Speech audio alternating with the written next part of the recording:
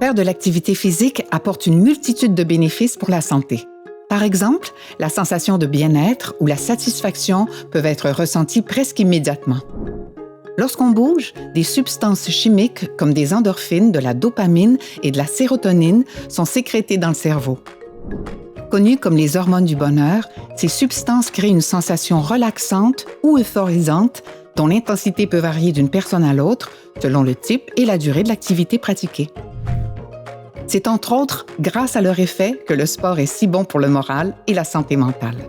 Mais saviez-vous que l'activité physique est aussi l'une des meilleures choses qu'on puisse faire pour garder le cerveau en santé?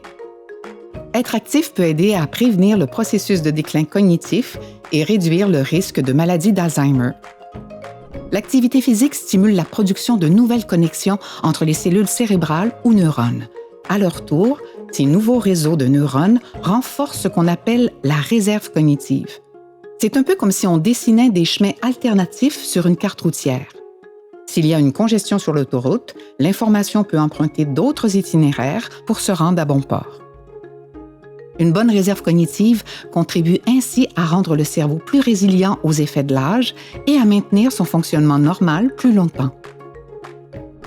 Plusieurs activités gardent d'ailleurs notre esprit aiguisé en sollicitant directement la vitesse de réaction, la mémoire ou l'attention.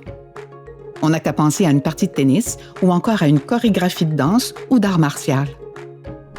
Finalement, l'activité physique et particulièrement les activités cardiovasculaires, comme la marche rapide, le vélo ou la natation, activent la circulation sanguine dans tout le corps.